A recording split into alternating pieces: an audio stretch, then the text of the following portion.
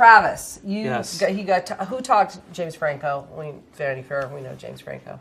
Always good to see you. Great to meet you. This is 40 minutes supposedly. This is the ruse, okay?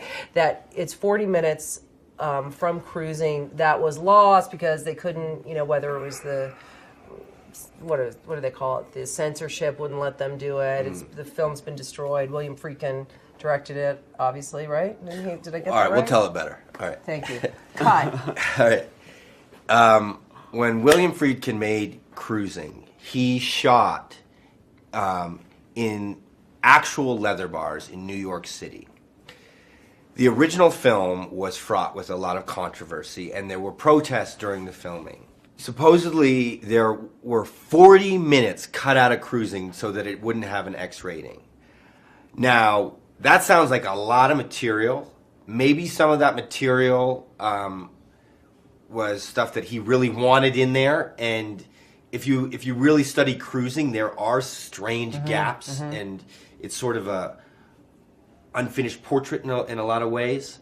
We did not. No, we've never seen the 40 minutes. If it still exists, the studio doesn't have it in their archives. I don't know if anybody has it. We have not seen it. We did not recreate it.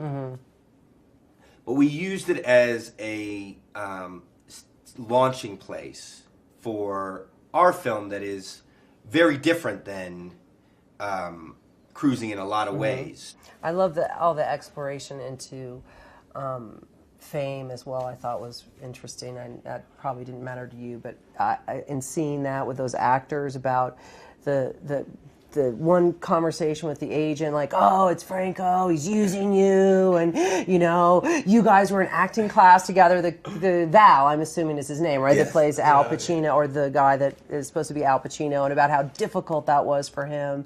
And that part, I just ate all that up. And then the other thing that for like a pedestrian, lover of film that I am, and the shock value of this, which certainly had some shocking stuff in it, kind of. But I love the way you shamed me when you're like, what's the problem with gay sex? Like you see people's heads get blown off. There's that whole kind of, it's like almost an unintentional monologue where you're just talking about like, how can we accept all this other crap and noise, but yet somehow we have such a difficult time watching same sex or gay sex, making out or kissing or doing anything, and how it just becomes like that's worse than anything. And that was one of the things that we were on board with together, like immediately, was using sex as a way to tell stories and to pull things from sex or sexual situations where it's informing the larger picture,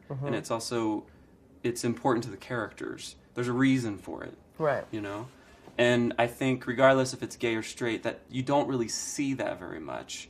So are you satisfied with what you guys came up with? Completely. You're happy with it? Yeah.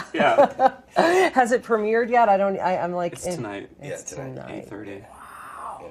Well done, guys. Thank you. I'm glad that it's in the New Frontier section, right? Is that Sundance? Is great. Shout out to those guys for taking it in. It's great to meet you. You too. And always good to see you.